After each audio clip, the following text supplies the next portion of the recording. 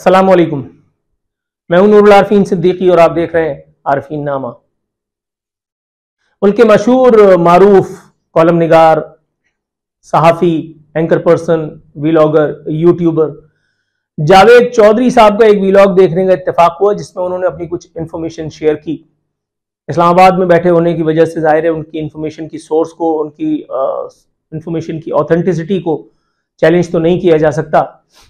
ताम हम एक हाइपोथेटिकल एनालिसिस से एक सूरत हाल का जरूर करने की कोशिश करेंगे जो जावेद चौधरी की इंफॉर्मेशन से, उसके बतन से निकल रही है। जनाब मन जावेद चौधरी साहब जो हैं उन्होंने बताया कि रावियान रिवायत का कहना है, उन्होंने जाहिर है कि ज़राए का लफ्ज़ इस्तेमाल किया, उन्होंने अवामी हलकों से किसी सोर्स का दावा किया। जाहिर है उनके पास खोने के लिए बहुत कुछ है, मेरे साथ ऐसे मामला तो नहीं है, मेरे पास अब है क्या जो मैं खोऊंगा, जो था वो तो लुटा चुका मैं। जावेद चौधरी साहब के साथ सूरत हाल अलबत्ता दूसरी है। जावेद चौधरी साहब ने फरमाया कि पाकिस्तान की मिलिट्री इस्टेब्लिशमेंट ने रियासत के सुतून यानी जुडिशरी से मुखासमत मोल न लेते हुए उमर अता बंदियाल की रिटायरमेंट तक तवक्कुफ करने का फैसला किया है ताकि उमर अता बंदियाल और सुप्रीम कोर्ट इमरान खान की गिरफ्तारी में किसी किस्म का रोड़ा, किसी किस्म का रखना जो है वो पैदा न कर सकें और इमरान खान की गिरफ्तारी के बाद की सूरत हाल को उसी तरह से टैकल किया जा सके जिस तरह से इनकी मंशा है, इनकी तमन्ना है इन हलकों की। अब अगर इस इत्तला को, इसको झुटलाने का अव्वल तो मेरे पास कोई सबब, कोई रीजन नहीं है। और अगर आप मेरे गुज़िश्ता वीलॉग्स को देखें तो मैंने, जावेद चौधरी साहब ने तो फिर भी ज़राए, अवामी हलके, मैंने तो खुल करके कहा है। मैंने तो पाकिस्तान के चीफ जस्टिस, मौजूदा sitting chief justice Umar Ata Bandial को पाकिस्तान का चीफ पॉलिटिशियन कहा है। मैंने सुप्रीम कोर्ट को सबसे बड़ा सियासतदान इदारा कहा है। मुझे तो किसी किस्म का कोई खौफ, कोई डर लाहक नहीं है। जैसा कि मैंने कहा मेरे पास अब खोने के लिए कुछ नहीं है, इसलिए बात बिल्कुल 2 और 2 4 की तरह से हो रही है। पाकिस्तान के चीफ जस्टिस यानी चीफ पॉलिटिशियन यानी उमर अता बंदियाल बाकायदा इमरान खान का दिफाई हिसार बन चुके हैं।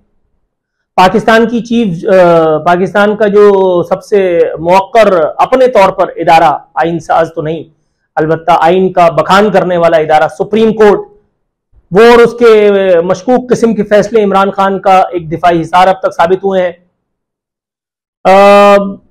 मैंने तो यहां तक कहा है कि एक पंजाबी चीफ जस्टिस इमरान खान के तहफ़्फ़ुज़ के लिए कमर बस्ता है। पाकिस्तान का सबसे ज्यादा एफिशिएंट जज ना सही लेकिन पाकिस्तान का लायक तरीन दामाद बनने का जो उसका सेहरा है, जो उसका रिकॉर्ड है, वो अब तक कोई तोड़ नहीं पा रहा। मैंने तो खुल करके ये सारी बातें की हैं, तो फिर अब इन बातों में क्या रखा है, इस किस्म की शोशेबाजी क्यों छोड़ी जा रही है? अगर हाइपोथेटिकल एनालिसिस ही इस सूरत हाल का किया जाए तो ये मुझे जरा बताइए ना भाई कि जब आपका मफाद होता है, मैं तो पहले भी ये सारी बातें कई मरतबा खोल करके कर चुका हूं। मेरे दोस्त जो बचे कुछ रह गए अब 2-1, वो 3-3 4-4 दिन डर के मारे मुझे फोन भी नहीं करते, मेरे पास आते भी नहीं। उनको लगता है कि अब तक तो मुझे ले ही गए होंगे। लेकिन ना आप सुन रहे हैं ना इसके ऊपर कोई अमल दरामद हो रहा है। ले जाना तो खैर छोड़िए, लेके तो क्या ही जाएंगे भाई। मतलब ये किधर है निशाने हैदर, निशाने जुर्रत, सितारा इम्तियाज, शुजात, सितारा इम्तियाज मिलिट्री, किधर है वो? किधर है उसका मुजाहरा? किधर है वो? ओएडीजी करके नदीम अंजुम का नाम लेता है भरी जलसे में, भरी सभा में कुछ भी नहीं।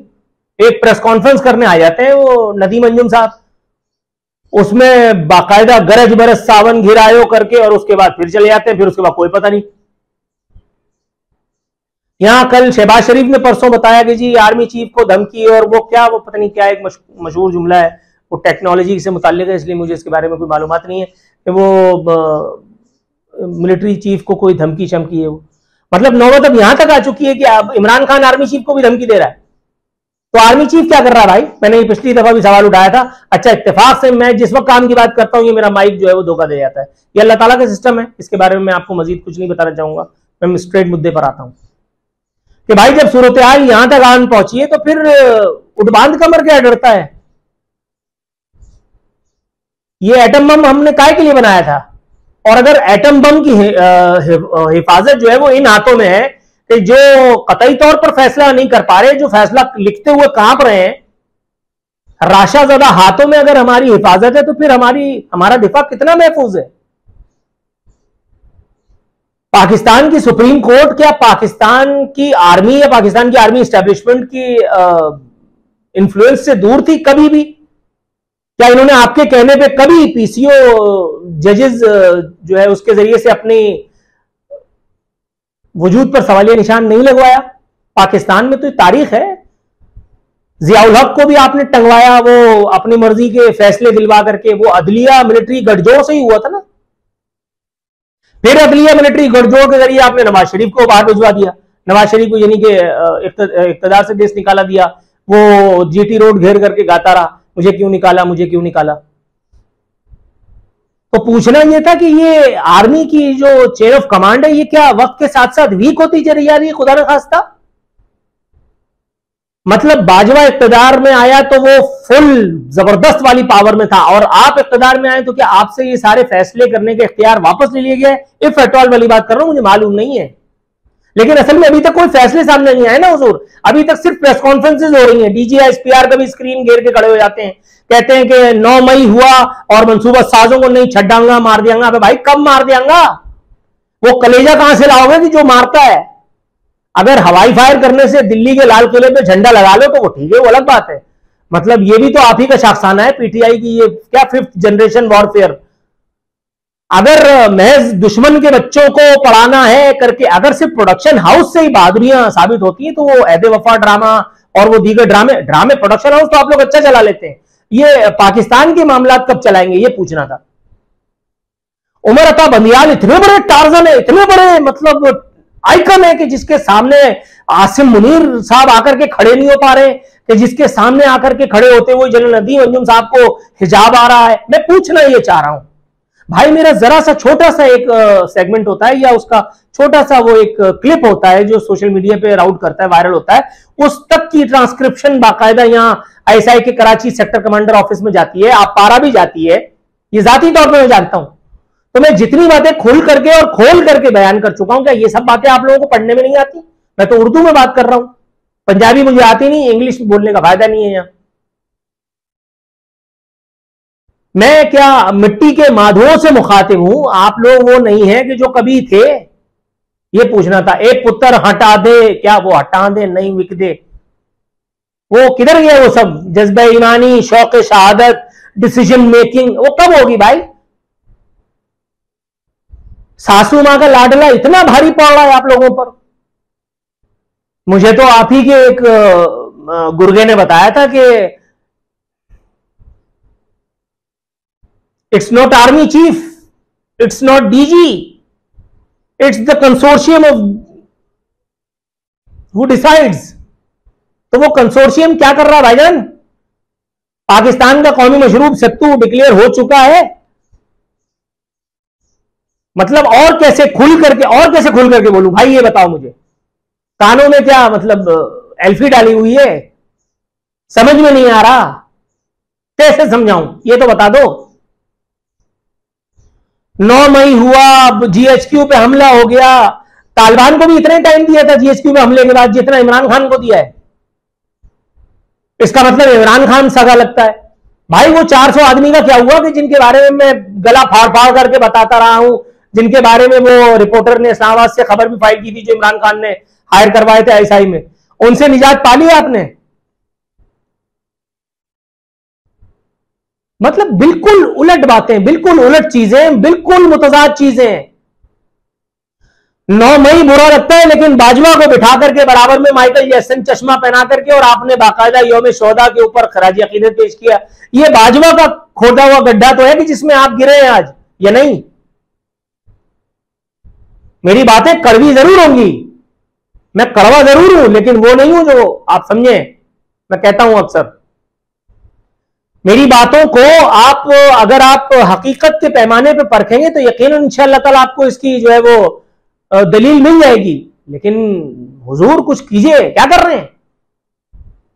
रियासत पाकिस्तान अपने ही बोझ तले कहीं खुदा न खास्ता मेरे मुंह में खाद तो बस तकफार। आप लोगों को तो पता नहीं, मेरे बच्चों की आखिरी आवाज का पनागा यही है, यही मुल्क, यही नन्ना मुन्ना सा मुल्क जो रह गया है। आधा तो आपने सिंध में पीपल्स पार्टी को पट्टे में देकर के फारिग कर दिया, लेकिन भाई जो बचा है थोड़ा बहुत उसको तो कम से कम 23 मार्च की परेड वगैरह हो जाया करेगी इसी उसमें। मतलब यार, मतलब क्या हो रहा है भाई?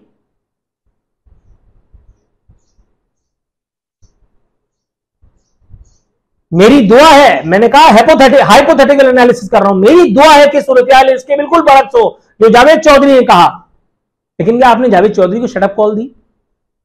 क्या आपने अपने अमल के जरिए से, अपने फैसलों के जरिए से इन तमाम मामलात को उस तरह टेकअप करने की कोशिश की जिस तरह से इनको किया जाना ही चाहिए था? 9 मई का जो बाजा आप सुबह शाम बजा रहे हैं, कभी DGISPR के जरिए, कभी अपने प्रेस रिलीज के जरिए, कभी अपनी तकारीर के जरिए मुख्तलिफ मौके पे, कभी वजीर आजम को आप आगे कर देते हैं, कभी वज़रा की फौज जफर मौज आकर के हमें बताती है नहीं छड्डांगा मार दियांगा। भाईजान कब मारोगे? मुंसिफ हो तो हश्र उठा क्यों नहीं देते? पाकिस्तान में असल मुंसिफ तो तुम ही लोग हो। क्या ये अदालतों ने आपके कहने में बहुत पहले बहुत सारे और फैसले नहीं किए? फिर दोबारा वही वाली बात, रेमंड डेविस अदालत में बैठ करके शुजा पाशा ने, DGISI यानी ISI और अदलिया गठजोड़ ने रेमंड डेविस को छोड़ा। फिर वही रिपीटिशन हो रही है ना। कुछ करो यार, अल्लाह को मानो।